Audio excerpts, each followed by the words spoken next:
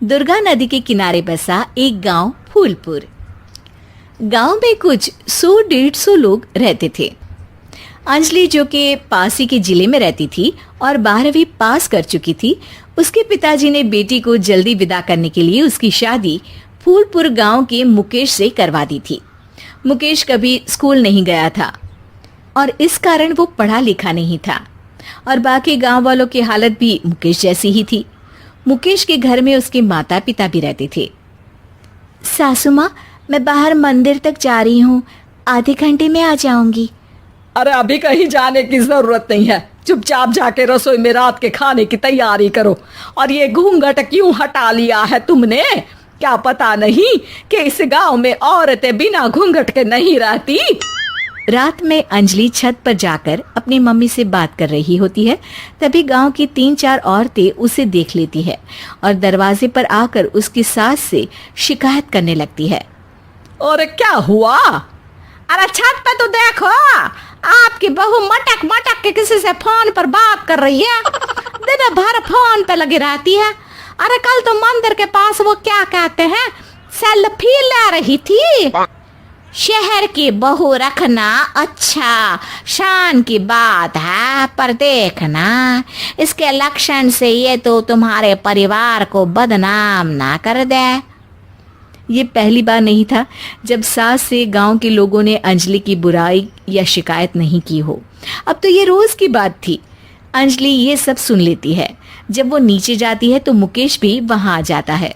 सास कहती है, बेटा, लोग घर आकर शिकायत करने लगे हैं बहू के कामों की, देख लो। पति हो, संयम से रखो इसे। माँ जी, मैं तो अपनी माँ से बात कर रही थी, क्योंकि यहाँ कोई बात करने लायक ही नहीं है और अब मैं माँ के पास ही रहूंगी। वहाँ क्या रहना, वहाँ बाहर के लोग तो ठीक है, पर घर के लोग भी इज्जत ना दे सके। अरे नहीं नहीं अंजलि, ऐसा नहीं है, धीरे धीरे सब ठीक हो जाएगा, तुम फिक्र ना करो। अरे बस कुछ बोलना ही नहीं है, सर पे चढ़ा रखा है बहू को।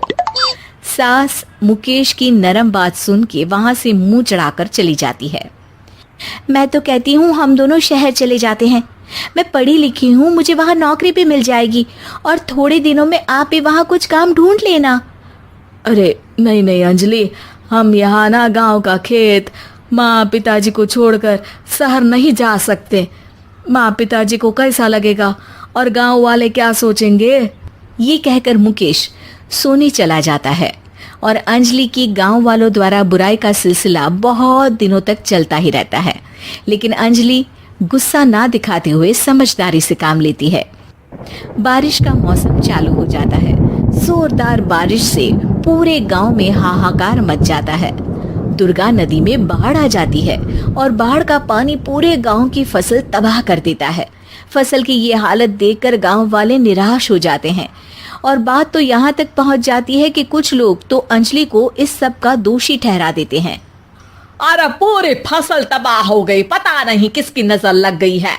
अरे जब से चौधरी परिवार में ये शहर की बहू आई है ना, तब से ही गांव की शांति चली गई है।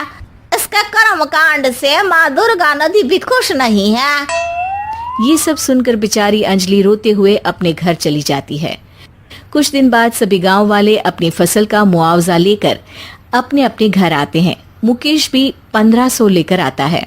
अंजलि को जब पासबुक दिखाता है तो अंजलि हैरान हो जाती है। अरे, ये पासबुक में तो उन्होंने 4000 की एंट्री करी है और आपको सिर्फ 1500 दिए। सच में?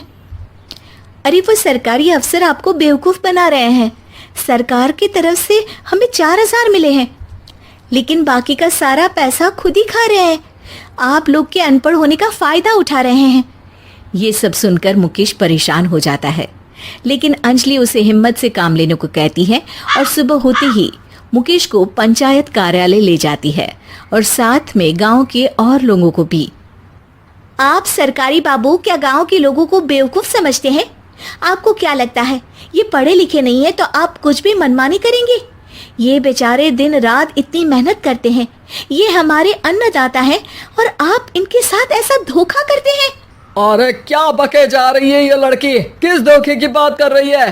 अपने कांड करके नदी माँ को नाराज करके हमारा नुकसान करके इसे चैन नहीं मिला क्या? सरपंच जी, इन सरकारी बाबू ने मुझे बेवकूफ बनाया है और मेरे हिस्से के पैसे खुद चट कर गए।